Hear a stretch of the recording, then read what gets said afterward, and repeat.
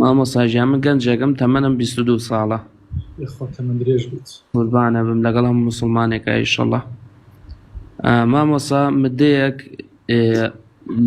لەو گوزەرەیە کە لێ ئەژیم لەو شوێنەیە هەستم بە نامۆییەکە کرد. دوای مدەیەک کە بۆم دەرکەوت کە کابرایە گوناحە پێی بڵێ موسڵمان، یعنی بوختانی بۆ کردوم، بوختانێکی زۆر گەورەی بۆ کردم. بەناوی منەوە ئەو خوایە کە نوێژی بۆ ئەکەم ئاگادارە کە من ئەو شتم نەکردووە. تووشی محکەمە و محکەمە کاری بووین، شکاتی لێکردم. ئێستا محکەمەکەمان ماوە لەوێ لە محکەمە سوێن و قورعانی دروەخوا ئەڵێ ئەو کابرایە وای کردووە. ئایا من دەسەڵاتم چییە لە غەیری وتنی حەسبی الله و نەعم الوەکیل؟ طبعا ئەگەر لە محکەمەی ئەم دنیا بیدۆڕێنی لە محکەمەی ئەو لا نایدۆڕێنی. ئەمە خاڵی یەکەم زۆری. خاڵی دووەم محکەمە البەیینەة على المدعی واليمین على من أنكر. ئەوەی کە شکاتی لە تۆ کردووە ئەبێ بەڵگە و مستەمسەکاتی مەلموس و حەقیقی هەبێت کە ئەو بەڵگەکانی خۆی پێشکەش کرد واليمین على من أنكر. سوێنش لەسەر جەنابتە کە ئینکاریەکەی، کەواتە تۆ پێویستە سوێن بخۆی نەک ئەو سوێن بخوات.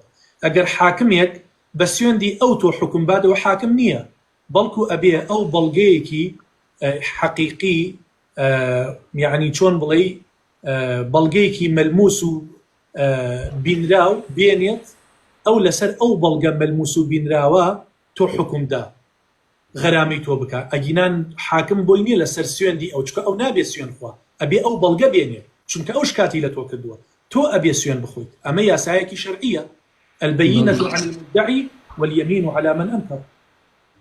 والله مامۆستا ژیانی لە بەرچاوم خستووە، یعنی لە بەرچاوی خەڵک ناشرینی کردم، سوێن بە ئەڵڵا ئەمنەی خەفەت لێ خواردووە، یعنی لەگەڵ نەفسی خۆما شەڕەکەم، یعنی ژیانی زۆر لەبەر تاڵ کردم. یوسف سەلامی خوای لێبێ بێنە پێشچاوی ئەو پێغەمبەرە نازدارە، بوختانی زینایان بۆ کرد، وتیان پەلاماری شەی داوە، پەلاماری خات و زڵەخەی داوە، باشە خانمی وڵات. چەند ساڵ کردیانە سژنەوە؟ فلبث في السجن بضع سنين. تقريبا چەندێکە؟ بضع سنين، نزیکەی 9 ساڵ. باشە 9 ساڵ لە زیندانە بمێنیتەوە، بوتانی شت بۆ بکەن پاکترین مەخلوقاتەکانی سەر ئەرزش بیت، بەڵام لە کۆتاییە خوای پەروەردگار بەڕائەتی کرد. باشە بەڕائەتی کرد، خودی ئافرەتەکە دانی بە هەڵەکەی خۆیانە، وتی یوسف بەریئ، هیچ شتێکی راستە. وەڵی تر مامۆستا ما علمنا عليه من سوء، هیچ بێئەخلاقیەکمان لەو کوڕە نەبینی. والله مامۆستا تر منیش لەم ڕەمەزانە کە ڕۆژ، یعنی پێش ڕەمەزانەکە بوو، خوا ئەگای لێ هەموو ڕۆژە دوعام کردووە، خوایە ئەگەر من بم یعنی حەقی منی لێ کەرەوە، بەس خوایە ئەگەر من نیم حەقی منی لێ بکەرەوە، یعنی هەموو ڕۆژە دوعاکەم، ئەڵم خوایە ئەمەم لەسەر لابێ، ڕازیم بە هەموو شتەکانە، هەموو شتێ بەدەست تۆیە، بەخوا نەناشکوری ئەکەم، سپاس بۆ خوا، خوای گەورە بەوە تاقی کردومەتەوە، ئیتر ئەڵم خوایە هەموو شتێ بەدەست تۆیە، خوایە ئەم ناخۆشیەم لە دڵا دەرکە.